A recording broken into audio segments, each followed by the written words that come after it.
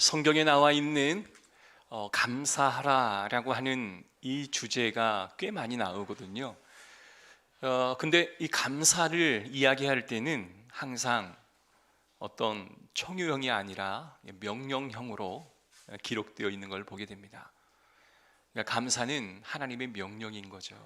감사하라 이거지, 감사할 거냐 감사할래 이게 아니라 감사하라 라고 말씀합니다. 그래서 우리는 어떨 때는 감사하고 또 어떨 때는 감사하지 않는 게 아니라, 우리가 형통한 날에도 감사하고요, 공고한 날에도 감사하고요, 그리고 평범한 날에도 하나님 앞에 감사해야 하는 것입니다.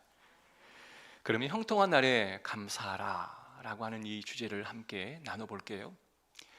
오늘 본문에 보면 범사에 감사라, 이것이 그리스도 예수 안에서 너희를 향하신 하나님의 뜻이니라. 여러분, 하나님의 뜻을 알고 싶으신가요? 그렇다면 감사하시기 바랍니다. 하나님의 뜻이 감사하라라는 것입니다. 일이 잘 될 때 감사하는 사람들은 굉장히 많죠. 좋은 날 감사하는 것들은 참 잘 되는데요, 형통한 날에도 감사를 잘 안 하신 분들도 사실은 있습니다. 그래서 감사는 훈련 같습니다. 어느 날 내 생각보다도 직장에서 매출이 굉장히 올랐어요. 어느 날은 사람과의 관계에 있어서 너무 좋은 관계가 유지가 되어지는 거예요. 일이 잘 안 되다가 이상하게 일이 잘 되어집니다. 그러면 감사하셔야 됩니다. 우리가 생일날에도 감사하고 추수감사에도 감사하는 겁니다. 우리 인생이란 게 사실 내가 노력해서 되는 게 아니잖아요. 모든 게 당연한 게 아니라 모든 게 하나님의 은혜였어 라는 찬양을 우리가 이따 할 텐데요, 모든 건 감사해요. 내 어떤 노력과 내 힘이 의해서 이루어진 게 아니라 하나님이 부어주시는 그 은혜가 있기 때문에 감사하는 것입니다. 그래서 내 삶에 모든 것들이 잘 되어지는 것이 내가 잘했기 때문에 잘 되어지는 것이 아니라 하나님이 은혜 주셔서 감사할 거리들을 허락해 주시는 것 같습니다. 그래서 오늘 하루만이라도 여러분 한 100번 정도 감사합시다. 자, 우리 옆 사람께 그렇게 한번 이야기해 볼까요? 감사합니다. 네. 이분들이 옆에 있어주는 것만으로도 얼마나 감사한지 모르겠습니다. 지난주에 한 며칠 동안 기도하면서 마음속에 느꼈던 것들이 참 감사하다, 옆에 있는 것 자체가 참 감사하다, 그런 생각을 해보게 되었어요. 여러분, 하나님 감사합니다 라고 우리가 고백하는 게 훈련의 하나의 방법이기도 합니다. 왜냐하면 하나님, 내가 예배하게 하심을 하나님 감사합니다. 하나님, 내가 찬양케 하심을 감사합니다. 나를 구원해 주신 하나님 너무 감사합니다. 여러분, 이러한 이유가 있기 때문에 우리는 감사한 것이 아니겠습니까? 누가복음 17장 15절에 있는 말씀을 보니까 예수의 발 앞에 엎드려 감사한 사람이 등장을 하죠. 10명의 문둥병자가 길을 지나가다가 예수님을 만납니다. 그런데 예수님께서 자신의 그 어려움을 고백을 하고 예수님께서 특별한 은총을 주셔서 너의 몸을, 병든 몸을 제사장에게로 가서 보여라. 그 말에 순종했던 이 10명의 문둥병자들이요, 그 말씀에 순종하여 가다가 갑자기 내 몸에서 이상한 현상들이 일어나는 거예요. 몸의 얼룩들이 사라지고 몸을 덮었던 이 딱지들이 점점 떨어져 나가면서 몸이 새 살이 막 돋아나는 기적을 체험하게 됩니다. 얼마나 감사했겠습니까? 그런데 제사장에게 가서 몸을 보일 때는 이미 다 나아버린 거예요. 그래서 얼마나 감사했는지 누군가는 이 몸을 다른 사랑하는 사람에게 보여주고자, 그리고 이 기쁜 소식을 누군가에게 알려주고자 다 제각기 갈 길로 떠났지만 성경의 이방인이라고 하는 한 사람만 예수님께 돌아와서 엎드리며 감사합니다. 예수님 묻죠. 왜 너만 혼자 왔느냐? 9은 대체 어디로 갔느냐? 여러분, 감사할 일이 있다 해서 다 감사하는 것은 아니더라고요. 여러분, 감사할 일이 생기면 감사하시기 바랍니다. 이것도 훈련이 되어지지 않으면 감사가 잘 안 되는 것을 보게 됩니다. 하나님께서 감사하는 자에게는요, 또 한 번 감사할 제목들을 허락해 주셔서 또 다음에 감사할 수 있는 기회를 주실 줄로 믿습니다. 여러분, 그래서 감사할 때 꼭 감사하시기를 주의 이름으로 축복합니다. 누가복음 17장 18절 19절에 보니까 이 이방인 외에는 하나님께 영광을 돌리러 돌아온 자가 없느냐 하시고 그에게 이르시되 일어나 가라, 내 믿음이 너를 구원하였느니라 하시더라. 여러분, 이 한 사람만이 진짜 축복을 받는 게 아니겠습니까? 10명은 다 육체적인 구원을 얻었습니다.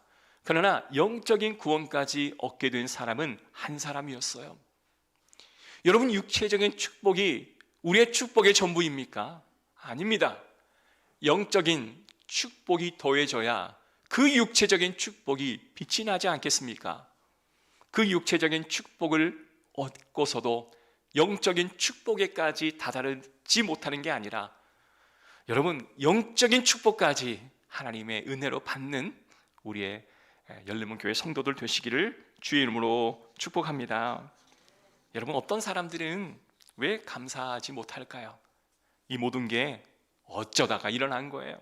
어쩌다 보니 매출이 늘어났던 거고, 어쩌다 보니 내 병이 나음을 얻었던 거고, 어쩌다 보니 사람들과의 관계가 좋아진 거예요. 이분들은 어쩌다 인생을 살아가는 겁니다. 그러나 이 세상은 어쩌다 잘 된 게 아니라 하나님이 계획하시고, 하나님이 저와 여러분의 삶을 섭리하시고 계획하셔서 여러분의 삶에 축복을 내려주시기에 우리가 지금 누리고 있는 기쁨들을 만끽하고 있는 것이 아니겠습니까? 여러분, 잊지 마십시오. 어쩌다 되어지는 게 아니라 하나님의 특별한 은혜였음을 고백하기를 바랍니다. 야고보서 1장 16절의 말씀 보면 내 사랑하는 형제들아 속지 말라. 온갖 좋은 은사와 온전한 선물이 다 위로부터 빛들의 아버지께로부터 내려오나니 그는 변함도 없으시고 회전하는 그림자도 없으시니라. 교회를 다니신 분들도, 교회를 다니지 않는 분들도 남편의 사업이 잘 안 되면 어디선가 이상한 부적 하나를 가져와서 백인집에다가 싹 집어넣는 분도 있습니다. 그리고 팬티 안에다가 이렇게 꼬매 놓는 그런 부인들도 있지요. 그리고 남편이 일이 잘 되면 여보, 내가 당신을 위해서 그 비싼 부적을 이 베개맡에 넣어둔 건 모르지? 내 은혜야, 알았지? 아니, 믿음의 사람의 입에서 부적을 사다가 갖다 놓은 게 은혜라고 이야기하는 것은 얼마나 안타까운 일이겠습니까? 그런데 성경은 분명히 말합니다. 이 모든 것은 속이는 거다. 속지 말라. 사단에게 속지 말라라고 말씀하십니다. 우리에게 모든 것을 선물해 주시는 분은 위에 계신 성삼위 하나님 한 분밖에 없으심을 우리는 고백해야 합니다. 그리고 우리는 세상에 감사하는 것이 아니라 하나님 앞에, 나에게 주시는 그 하나님 앞에 감사하는 성도들이 되어야 해요. 그런데요, 교만한 사람들은 감사할지 모릅니다. 왜냐하면 내가 그 일을 했다라고 생각하기 때문에 그렇습니다. 여러분, 베드로의 장모가 병에 들립니다. 예수님께서 그 장모의 집에 찾아가셔서 기도해 주시고 안수해 주시자 그 병이 나음을 받습니다. 여러분, 병의 나음을 받고 나서 베드로의 장모가 어떠한 표현을 하냐면 예수께 일어나 수종 들더라. 수종 들더라 라는 이 말이 사실은 쉬운 말 같지만 쉽지 않는 말이에요. 제가 사역을 하다 보면 교회를 찾아오는 수없이 많은 사람들을 만나게 됩니다.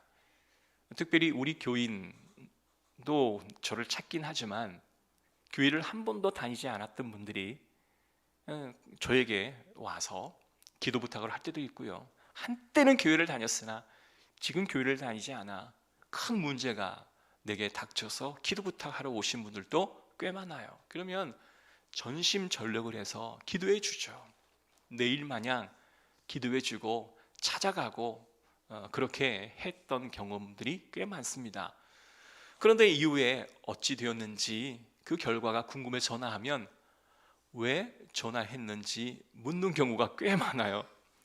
아니, 왜 전화하셨습니까? 그만 저에게 관심을 끊어주세요 라는 그 뉘앙스가 느껴지잖아요. 그러면 참 마음속에 허탈한 마음이 있어요. 사실 뭐 우리 교회에 오라고 말한 것도 아닌데 그때는 그렇게 열렬히 기도 부탁을 하다가 그것들이 해결되어지면 귀찮아하는구나 라는 느낌을 받곤 합니다. 여러분, 이게 뭐 큰 문제겠습니까? 세상 사람들은 그게 당연한 거죠. 왜냐하면 간절하니 찾았고 해결되었으니 끝난 게 아닌가, 아주 단순한 논리죠. 그러나 그 안에는 감사가 빠져 있는 거죠. 하나님 앞에 감사하죠. 하나님 앞에 감사해야 한다는 사실을 알지를 못하는 것입니다. 그러면 베드로의 장모가 병을 고쳐주었다고 해서 예수께 수종 들었던 것들이 지극히 당연한 게 사실은 아닙니다. 또 한 가지 단서가 있는데요. 어느 날 갑자기 베드로가 사위지 않습니까? 아니, 사위가 예수를 만나자마자 베드로가 그물을 버리고 배를 버리고 예수를 쫓는다는 거예요. 여러분, 남자가 경제 활동을 제대로 못하면 어떻습니까? 존경을 받을 수가 있나요? 못 받잖아요. 그 장모의 입장에서 자기의 딸을 고생시키는 그 사위가 얼마나 밉겠습니까? 그러면 예수님께 이런 말을 할 수도 있잖아요. 예수님, 제 병 고쳐주신 것은 참 감사합니다마는 우리 사위 좀 돌려보내 주십시오. 우리 사위가 지금 예수님을 쫓아서 가정을 버리고 이렇게 돌아다닐 때가 아닙니다. 내가 어떻게 해서 키운 자식인데 이 딸 자식을 이렇게 고생시키는데, 아니 예수님, 우리 사위 좀 돌려보내 주시겠습니까? 라고 말할 수 있는 상황 아니겠습니까? 그래서 그 베드로의 장모가 예수를 수종들었다라는 말은 예수님 앞에 감사하고 그의 권위 앞에 엎드렸다라고 하는 뜻이죠. 우리는 사업 때문에 기도하고, 취업 때문에 기도하고, 진로 때문에 기도하고, 물질 때문에 기도하고, 건강 때문에 기도합니다. 그러나 하나님의 은혜가 내게 주어져서 그 응답을 받고 나면 언제 그랬냐는 듯 하나님의 은혜를 기억하지 못하는 분들도 있습니다. 사랑하는 성도 여러분, 온전히 하나님 앞에 감사하는 우리의 삶이 되기를 주의 이름으로 축복합니다. 골로새서 2장 6절 7절의 말씀 보니까, 그러므로 너희가 그리스도 예수를 주로 받았으니 그 안에서 행하되 그 안에 뿌리는 박으며 세움을 받아 교훈을 받은 대로 믿음에 굳게 서서 감사함을 넘치게 하라. 여러분, 지난 한 주 동안 얼마나 감사하셨는가 한번 헤아려 보십시오. 오늘 하루 동안만이라도 감사합니다는 말을 한 100번 정도 해봅시다. 안 될 것 같다고요? 가능합니다. 지금 한번 해볼까요? 내 옆에 있어줘서 감사합니다. 한번 해보세요. 내 옆에 있어서 감사합니다. 여러분, 감사의 고백도요, 훈련입니다. 감사의 고백도 훈련되지 않으면 못하는 것이죠. 두 번째, 우리가 형통한 날에도 감사하지만 두 번째, 공고한 날에도 감사해야 합니다. 여러분, 시험과 고난과 환난은 굉장히 여러 모양, 여러 색깔과 여러 형태를 가지고 있죠. 어떤 사람 물질, 어떤 사람은 건강, 어떤 사람 관계 문제. 그런데 환난이 있을 때마다 너희는 기뻐하고 감사하라라는 것입니다. 그러면 이것이 그냥 그 시련을 끝나는 게 아니라 오히려 기쁨으로 전환되어져서 우리에게 다가온다라는 말씀이에요. 어느 날 내가 사람이 되어간다라고 느낄 때가 분명히 있습니다. 그때가 언제일까요? 우리가 고난을 극복하고 넘어섰을 때 내 안에 드는 생각이 내가 사람이 되어가고 있구나 라고 느끼는 그 포인트가 있어요. 어느 날은 내가 사람이 되어가고 있는데 내가 이전에는 왜 그것을 몰랐을까? 내가 이전에는 왜 그것을 내가 인지하지 못했을까? 이 일을 겪고 나니 내가 조금씩 성장하고 있구나 라고 느낄 때가 있다라는 겁니다. 그때가 언제일까요? 내가 고난을 통과하고 그 고난을 잘 이겨낼 때 내가 성숙되어져 가고 있구나라고 느껴요. 많은 사람들은 어떤 환난과 어려움이 오면 그 환난과 어려움에 대해서 반응을 합니다. 어떤 사람은 그 반응을 아주 거칠게 격노하면서 이렇게 대응하는 반응을 보이기도 하고요. 어떤 사람은 그냥 수용하면서 그냥 살아가는 사람도 있지요. 그런데 여러 가지 과정과 환경과 여건들을 부딪히면서 내 안에 새로운 재계약을 맺기도 해요. 하나님, 내가 이것 잘못했으니, 내가 이것 잘하겠으니 이것 해결해 주십시오. 내가 앞으로는 잘하겠습니다. 재계약을 맺기도 하고, 때로는 내가 하나님 앞에 못했던 것들만 자꾸 생각나는 거예요. 그래서 이전에는 못했던 것들을 하나님 앞에 하려고 다가오기도 하고요. 하나님, 내가 하나님 앞에 온전한 예배 생활을 못했네요. 내가 이것만 잘 해결해 주면 예배 생활 잘할게요. 내가 하나님 앞에 온전히 내 사명 감당 못했네요. 이것만 해결해 주면 내 사명 잘 감당하겠습니다. 하나님, 갑자기 내 아내, 내 남편이 병에 걸렸는데 내가 하나님 앞에 온전하게 서운했던 것들을 못해서 내게 징벌로 내려주신 것만 같은데, 하나님, 내가 이거 드리겠으니 내 아내와 내 남편 고쳐주십시오. 어떨 때는 고쳐줄 때도 있지만 어떨 때는 고쳐주지 않을 때도 있어요. 그런데 이게 내가 뭘 한다고 해서 되어지는 게 아니구나 라고 느껴지는 그 순간에 우리가 무엇을 붙잡게 되어지자면 나를 지으신 창조주 하나님을 집중하게 되어지는 상황이 되어지는 겁니다. 이전까지는 내가 뭐 하면 될 줄 알았습니다. 그런데 절망의 순간에 내가 뭘 해도 안 된다라고 하는 것들을 내가 인지하게 되어지는 순간 하나님이 그 마음속에 들어오게 되어지는 거예요. 그래서 그때가 우리가 성장하는 시점인 겁니다. 그래서 많은 사람들이 너무나 힘들고 어려운 상황인데도 그의 입술의 고백이 너무 아름다워요. 그러면 그분들은 그 과정을 다 지나왔다라고 생각을 하는 것입니다. 특별히 자신의 내면을 감추지 않는 이상 저는 그 억경한 어떠한 환난과 억경 속에서 감사가 나올 수 있겠습니까? 그 과정을 통과했기에 감사할 수 있는 것이지요. 그래서 시련이 나를 성장케 했다라는 말이 거기서부터 나오는 겁니다. 모든 사람들이 어려움을 경험할 때 여러분 다 무너지고 다 쓰러지고 다 좌절하고 다 자살을 생각하는 것은 아니에요. 누군가는 동일한 역경, 동일한 시험, 동일한 환난을 당해도 넉넉히 그것을 힘들지만 이겨내는 사람이 있다는 겁니다. 모든 사람이 나와 같지 않다.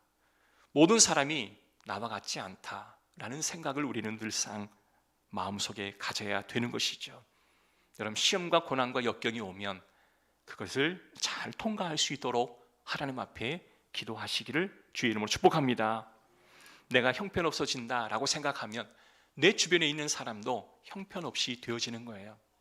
내가 불안해서 내 마음에 있는 화를 다 표출하다 보면요, 내 주변에 있는 사람들이 얼마나 불안하겠습니까? 내가 상황이 좋지 않아서 내 감정을 다 표출한다면 내 주변에 있는 사람의 마음도 얼마나 복잡하겠습니까? 그럼 내가 변화되면 주변도 변화되고요, 내가 고쳐지면 주변도 고쳐지는 것이 되겠지요.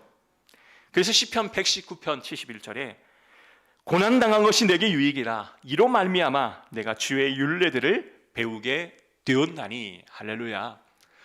고난이 내게 유익이에요. 고난이 있었기에 내가 주의 율례, 그 모든 것들을 깨닫는 그런 이치를 깨닫는 그런 은혜가 주어지게 되었다라고 하는 겁니다.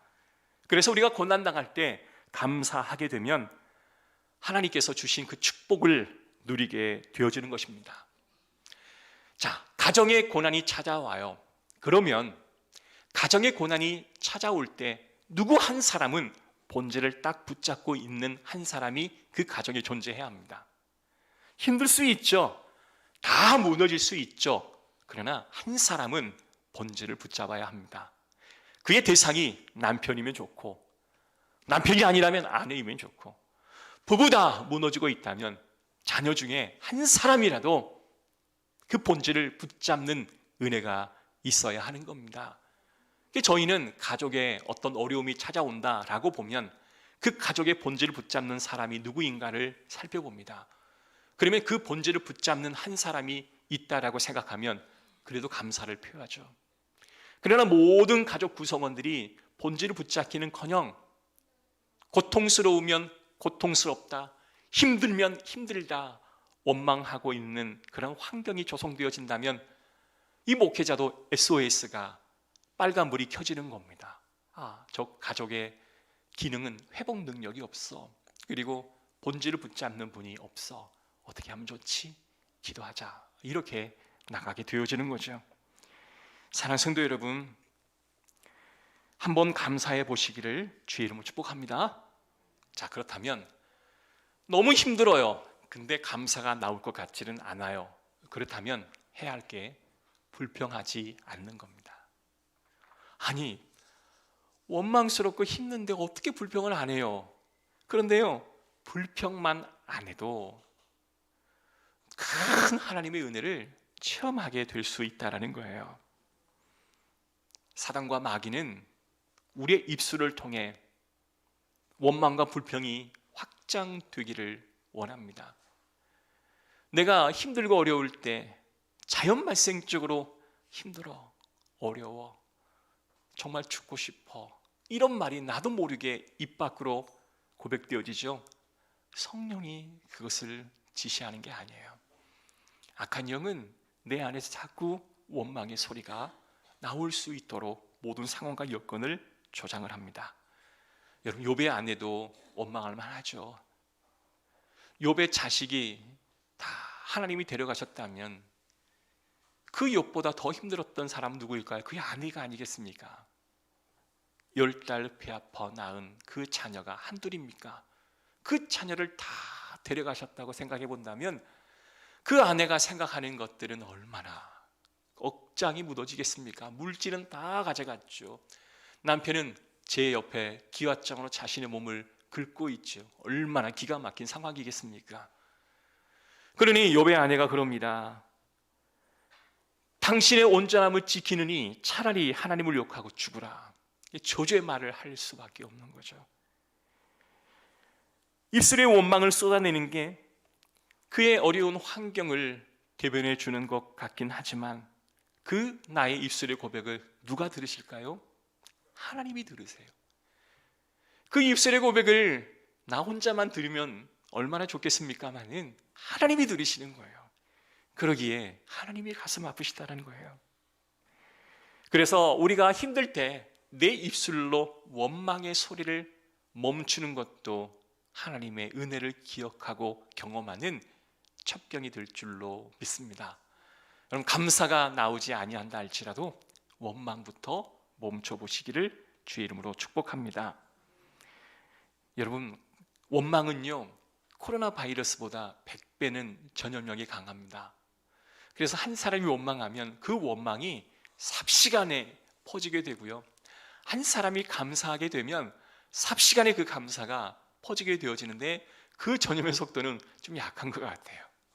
원망은 싹 전염이 되어지는데 감사는 서서히 전염되어지는 것 같아요. 그러나 그건 사람의 죄의 본성이기도 하기 때문에 어쩔 수 없는 현상이긴 하지만 원망을 줄이는 것, 하나님의 은혜를 체험하는 첩경입니다.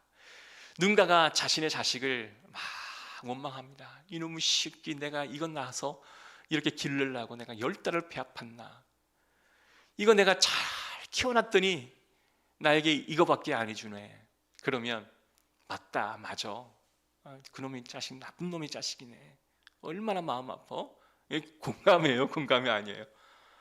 공감은 공감이긴 한데 기분 그렇게 좋지 않은 공감이기도 하죠. 그래요, 참 마음이 힘들고 아프시겠어요. 얼마나 마음이 아프세요. 업어줘도 시원찮을 판에 이렇게 상처를 주니 얼마나 마음이 무겁겠어요. 그런데 저는 믿어요, 하나님을요. 하나님이 그 자녀와 함께 하시고 반드시 어미의 축복의 근원이 될 거라고 저는 믿어요. 힘냅시다. 여러분, 이게 온전한 답이 아니겠습니까? 맞아, 그러면 쉽게 그냥 내가 잡으면 그냥 비싸대기를 하나 올려줄게요. 여러분, 이게 공감이 아닙니다. 왜냐하면 그 증오의 대상은 또 사랑의 대상이기도 하거든요. 어떤 축복이 여러분 받기를 원하신다면 여러분, 사람을 볼 때 그의 고백을 통하여 앞으로 보지 못하는 하나님의 역사를 보게 해주는 그런 소중한 나눔을 해보시기를 주의 이름으로 축복합니다. 그래서 내 옆에 있는 아내가 있어 감사하다. 내 옆에 남편이 건강한 채 서 있어 주는 게 감사하다. 여러분 그렇게 항상 고백하시기를 바랍니다. 근데 왜 사람이 원망을 할까요? 사랑스러워 보이지 않기 때문입니다. 사랑스러워 보이지 않으면 원망이 나오더라고요. 여러분 에서가 야곱을 죽이려 하잖아요. 당연히 에서가 야곱을 죽이려 했죠. 왜냐하면 자신의 장자권을 팥죽 한 그릇에 낼름 삼켜버렸잖아요. 얼마나 기회주의자인 것처럼 보이고 얼마나 얍삭 바릅니까? 그러니까 남자다운 이 에서가 보기에는 야곱이 너무 기회주의자인 것 같아요. 자신의 노력은 하지 않고 뭔가 이루려고 하는 그런 사람처럼 보입니다. 그래서 그를 죽이려고 아마 혈안이 되어 있을 거예요. 그러면 그가 그런 분노의 감정을 가지니 그 주변에 있는 사람들이 편하겠습니까? 야곱이 그 곁에 머물지 못하고 멀리 삼촌의 라반의 집으로 도망을 가잖아요. 그러나 하나님의 뜻은 만남이 형사가 되는 게 하나님의 뜻이었고 그들이 믿음의 사람인지라 그 하나님의 명령 앞에 순종할 수밖에 없었죠. 돌아와서 형님을 만나려고 하는 그 순간 얼마나 마음이 두려웠는지 하나님 앞에 기도합니다. 환도뼈가 부러질 만큼 하나님을 매달려 기도합니다. 그런데 하나님이 바꿔주신 게 뭐예요? 시선을 바꿔주는 거예요. 에서가 야곱을 바라보는 시선을 미움에서 사랑으로 바꾸어 주시고 야곱이 에서를 바라보는 시선이 두려움에서 사랑으로 바꿔 주신 거예요. 그러니 모든 문제가 해결되어지는 거예요. 이제는 잘잘못이 아무런 문제가 되지 않는 거예요. 뭘까요? 시선이 바뀌어야 하는 겁니다. 사랑의 대상이 되지 않으면 증오와 미움과 감정이 올라오게 되어지지만 하나님께서 나의 시선을 바꿔달라고 기도하시면 하나님이 바꾸어 주실 줄로 믿습니다. 에베소서 5장 4절에 보니까 누추함과 어리석은 말이나 희롱의 말이 마땅치 아니하니 오히려 감사하는 말을 하라. 이걸 쉬운 성경으로 번역해 봤더니 더러운 말이나 저속한 농담을 입에 담지 말며 늘 감사가 입술에 머물게 하십시오. 우리의 입술이 세상 사람들의 입술과 같아서는 안 됩니다. 세상 사람들은 다 욕하고 다 원망하고 불평한다 할지라도 믿음의 사람은 그래서는 안 돼요. 그래서 우리는 입술의 고백을 바꿔봅시다. 아멘. 세 번째, 평범한 날에도 감사합시다. 짧게 마칠게요. 형통한 날에만, 공고한 날에만 우리가 감사할 게 아니라 평범한 날에도 감사해야 합니다. 여러분, 우리 식사 이제 시작했잖아요. 늘 고기 반찬만 나오던가요? 아니에요. 어떨 때는 풀떼기만 나올 때가 있습니다. 그러면 고기 좋아하는 우리 청년들은 오늘은 풀떼기밖에 없네 라고 할 수도 있겠죠. 그러나 풀떼기가 나올 날도 있으면 고기 반찬이 나올 수도 있고요. 어떤 날은 짠 음식이 나오면 어떤 날은 싱거운 날도 있겠죠. 이런 다양성이 있기에 삶이 아름다운 게 아니겠습니까? 매번 고기만 한번 드셔보세요. 얼마나 물리겠습니까? 여러분을 더 극적인 만족을 위해서 하나님이 주신 축복이다 여기시고 그것에 감사하시기를 주의 이름으로 축복합니다. 그래서 우리가 일상적인 은혜는 하나님의 일반 은총이다라고 하잖아요. 우리 믿음의 사람만 받는 특별 은총이 있는데 우리 믿음의 사람은 하나님의 일반 은총 안에 감춰진 특별 은총을 우리는 늘 누리고 살아가는 사람들입니다. 그래서 우리가 주기도문에 일용할 양식을 주시옵소서라고 기도할 때 일용할 양식은 하나님의 일반적인 은총이에요. 여러분 교회 다닌다고 두 끼 먹고 교회 안 다닌다고 한 끼 먹나요? 그러지 않아요. 모두 다 세 끼. 요즘 다이어트 한다고 두 끼밖에 먹지를 않는 분들이 많아지긴 하지만 모든 사람들이 일용할 양식 때문에 걱정하지는 않습니다. 이게 은혜예요. 여러분 우리 50년대 보면 우리 어르신들 검정 고무신도 없어 집신 신고 다니신 분들 굉장히 많았잖아요. 아유 무슨 목사님 이런 시대적인 이율배반적인 말씀을 하십니까? 아니에요. 우리나라에게 부어진 하나님의 축복이 그리 오래전의 일이 아니라는 겁니다. 우리 한 세대 안에 그런 모든 것들을 경험한 세대, 여러분 한민족이 그러한 민족이에요. 사실은 다른 나라는 200년, 300년, 400년 그런 역사적인 그 기한을 두고 조금씩 성장했다면 우리 할아버지 할머니 시대는 지질이 가난했던 시기였고 하루 한 끼 먹는 것도 힘든 시기였는데 지금은 맛집을 찾아가는 시대가 아닙니까? 분명 하나님의 은혜입니다. 우리 어르신들 80, 90 되신 어르신들이 우리 젊은 세대를 보면 어떤 생각 들까요? 야, 복된 축복을 받았다, 그걸 알아야 한다 라고 느끼지 않겠습니까? 사랑하는 성도 여러분, 특별한 게 우리에게 평범하게 다가오면 그때 원망이 되더라고요. 여러분, 결혼하기 전에 아내와 남편은 특별한 존재가 됩니다. 근데 이상하게 결혼하고 나면 그 특별한 존재가 평범한 존재가 되어져요. 근데 문제는요, 평범한 존재가 하찮은 존재로 바뀌어지게 되면 그때부터 문제가 일어나더라고요. 여러분, 늘 특별한 존재로 살아갈 수 있습니까? 평범한 존재로 살아가는 것도 하나님의 은혜예요. 그런데 그것을 늘 특별한 존재, 그걸로 바꾸어 놓은 것도 하나님의 은혜가 아니겠습니까? 여러분, 광야에서 하나님이 만나를 주셨습니다. 처음엔 특별한 거였죠. 근데 만나를 계속 먹고 이른 아침에 일어나면 그 만나가 지천에 널려 있는 거예요. 주워다가 먹으면 되는 거예요. 특별한 은혜가 일반 평범한 은혜로 바뀌어가는 겁니다. 나중에는 그 평범함이 하찮게 느껴지는 거예요. 그러면 문제가 되어지는 겁니다. 여러분, 우리가 누리는 게 평범한 일상이긴 하지만, 평범한 은혜이긴 하지만 그것은 한때 우리에게 주어진 특별한 은혜였음을 우리는 기억해야 할 줄로 믿습니다. 그래서 하나님, 이 특별함이 하찮음으로 바뀌어졌습니다. 하나님, 용서하옵소서. 하나님, 그것 내게서 앗아가지 마시고 이 평범함이 특별함으로 계속 내 안에서 존재할 수 있도록 하나님 인도하옵소서. 그래서 구조가 좋은 남자들은요, 가정에 별로 잘하지 못하고 아내에게 별로 잘하지 못하다가 누군가가 지금 당신 때문에 주변에 있는 사람이 힘든 거 아십니까? 당신이 그런 성향 때문에 주변에 있는 이러한 역동들이 일어나는 거 아십니까? 그러면 자각을 하고 자기의 삶을 재구조해요. 그 사람이 건강한 겁니다. 건강한 프레임을 갖는 사람입니다. 일상적인 것들이, 하찮은 것들이 특별함으로 바뀌어지는 자기 구조가 굉장히 좋은 사람이 할 수 있는 선택인 거예요. 근데 자기 구조가 좋지 않은 사람은 아무리 주변에서 이러한 것 때문에 이렇게 일어났습니다 라고 해도 수용을 못해요. 왜냐하면 나의 프레임이 너무 강하기 때문에.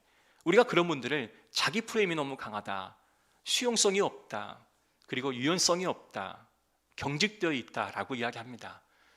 여러분, 하나님께서 우리에게 주신 그 일상의 은혜가 특별함으로 바뀐다라고 하는 말씀을 드리면 여러분, 그 은혜를 사모하시기를 주의 이름으로 축복합니다. 나는 이대로 살아갈래. 프레임 건강한 거 아니겠습니다. 여러분, 바꾸시려고 하나님의 은혜를 구하는 여러분 되시기를 주의 이름으로 축복합니다. 우리 자녀도 특별한 게 없잖아요, 사실은. 그런데도 그들을 특별하게 여겨주시면 얼마나 하나님의 은혜가 소중할까요? 말씀 마칠게요. 내 입술에서 감사가 사라지면 그 다음에는 어떠한 것들이 내게 주어져도 행복이 없습니다. 그런데 감사, 원망이 스톱되어지고 감사가 회복되어지면 우리는 작은 것 하나에도 감사가 막 터져나오게 되는 거예요. 제가 늘 말하죠. 제가 전도사 때 같은 전도사였던 그 한 분은 한 달에 받는 그 사례가 아주 적었어요. 근데 그 두 부의 생활 양식은 1,000원짜리 아이스크림 하나를 앞에다 놓고 2개의 숟가락을 부부가 들고서 그걸 하나씩 하나씩 떠 먹으면서 감사의 기도를 드린다, 그 고백을 들었을 때 사실 그때 저는 하나씩은 먹을 수 있는 형편이 되었거든요. 근데 그분은 하나를 가지고 나눠 먹는데 그렇게 기쁘다라는 말씀을 하더라고요. 사실 뭐 전도사가 얼마나 편하겠습니까? 근데 그런 감사를 고백하는 삶을 사는 사람의 영적인 고백을 들어보니까 내가 부끄러우시더라고요. 사랑하는 성도 여러분, 어느 날은 모든 게 귀찮아질 수도 있습니다. 다 헛된 것처럼 여겨질 때도 있습니다. 남편도 아내도 헛된 것이요, 자녀를 키워봐도 헛된 것이고, 교회를 다녀봐도 헛된 것이고, 믿음 생활을 해도 헛된 것이고, 내가 건강관리를 해왔던 나의 수고와 노력도 다 헛된 것이다 라고 느끼는 그 순간, 여러분, 이것은 성령의 역사가 아님을 인지하시고 다시 한번 하나님 앞에 감사를 회복해달라고 기도하시기를 주의 이름으로 축복합니다. 그러면 우리의 권태와 허무감은 사라질 것이고 우리의 마음에 새로운 마음을 하나님이 재창조해 주셔서 어떠한 상황에서도 감사를 잃지 않는 놀라운 은혜가 주어지게 될 줄로 믿습니다. 우리 아영자매 지금 오셨는데요, 임신했어요. 지금 아이가 뱃속에서 꿈틀거리고 있습니다. 얼마나 기쁘겠어요. 그죠? 새 생명을 잉태하는 그 기쁨, 축복을 누리는 것이 얼마나 감사하겠습니까?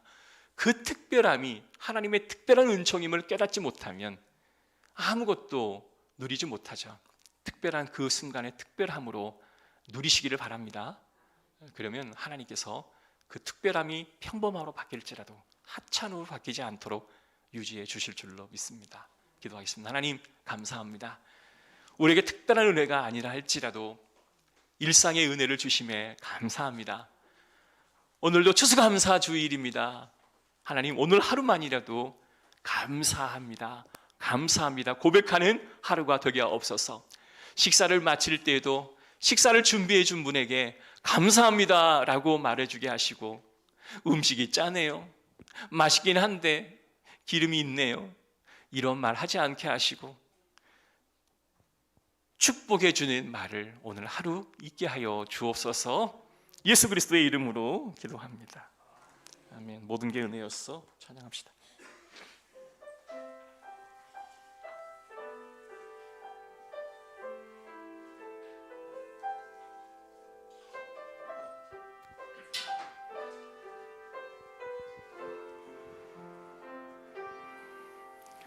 내가 누려왔던 모든 것들이, 내가 지나왔던 모든 시간이, 내가 걸어왔던 모든 순간이 당연한 건 아니라 은혜였소. 아침에 해가 뜨고 저녁에 노을, 봄의 꽃향기와 가을의 열매, 변하는 계절의 모든 순간이 당연한 것이 아니라 은혜였소. 모든 것이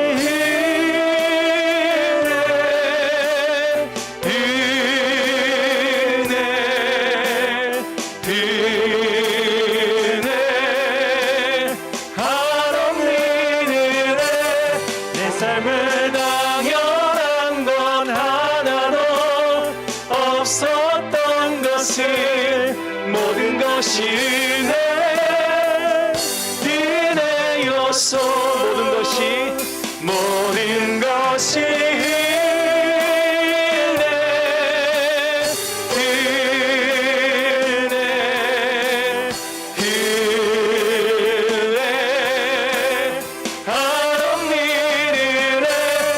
삶에 당연한 건 하나도 없었던 것을, 모든 것이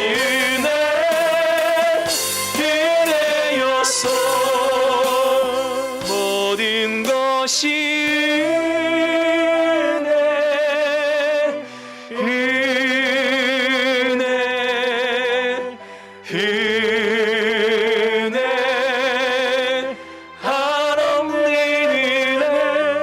내 삶에 당연한 건 하나도 없었던 것은, 모든 것이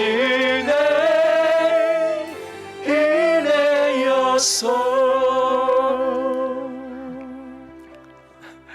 오늘 우리 이재준 형제라고 교회에 찾아온 제자가 있습니다. 전에 함께 청년의 사역을 했던 우리 청년인데요.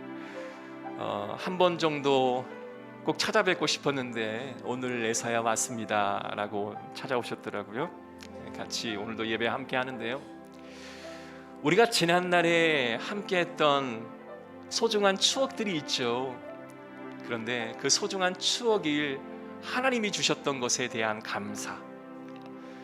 여러분, 우리의 만남의 축복은 과거의 그 아름다웠던 추억이 오늘에까지 이어져서 내 마음에 느껴지는 감정이 아니겠습니까? 여러분, 1년 한 해 동안 하나님이 여러분에게 주셨던 은혜를 한번 생각해 보십시오. 그것이 내게 감사로 다가오기에 우리는 감사절을 하나님 앞에 올려드릴 수 있는 것이 아니겠습니까? 우리가 감사 예물을 주님 앞에 올려드립니다. 도무지 생각해 보니 감사할 게 없어요. 그러면 인색할 수밖에 없죠. 그러나 1년 한 해를 내게 주신 하나님의 은혜가 감사합니다 라고 생각한다면 비록 작은 예물이라 할지라도 그 예물 안에 나의 마음과 나의 정성을 담을 수가 있는 거죠. 하나님, 한 해 동안 내게 함께 해주신 하나님의 은혜에 감사합니다. 하나님, 감사하며 주님 앞에 고백합니다. 감사는 나의 삶이 되게 하옵소서. 우리 다 같이 통성으로 기도하겠습니다. 하나님 인도하소서. 하나님 역사하소서. 내 삶의 감사가 부족합니다. 모든 게 하나님의 은혜였음을 알지 못했나이다. 오늘 하루 감사하는 하루가 되게 하여 주시옵소서. 오늘 하루 우리는 하나님 앞에 감사하는 하루가 되게 하여 주시옵소서. 놀라운 하나님의 은혜를 경험하게 하여 주시옵소서. 주여 우리에게 은혜를 베풀어 주시옵소서. 하나님 오늘 우리에게 은총을 허락하여 주시옵소서. 주여 우리에게 성령의 은혜를 허락하여 주시옵소서. 주여 인도하소서. 은혜 위에 은혜를 부어주게 하여 주시옵소서. 할렐루야. 하나님 감사하는 우리의 삶이 되게 하여 주시옵소서. 이 모든 말씀 예수 그리스도의 이름으로 기도합니다. 아멘. 우리 다 같이 자리에 일어나셔서 우리 파송의 찬양 드리겠습니다.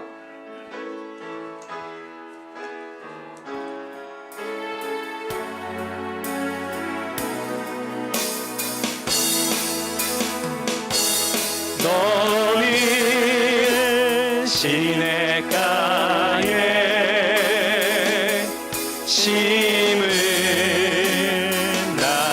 나무라. 하나님을 사랑하네. 믿음 뿌리 내리고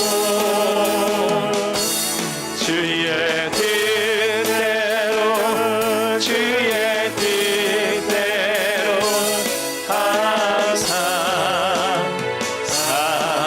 감사하세요. 지금은 우리 주 예수 그리스도의 은혜와 하나님의 크신 사랑과 성령님의 감화교통 인도하심의 은혜가 원망을 중재하고 감사함으로 하나님이 더 큰 은혜를 받기를 소원하는 우리 모든 성도들 머리 위에 지금으로부터 영원토록 함께 있을지어다. 아멘.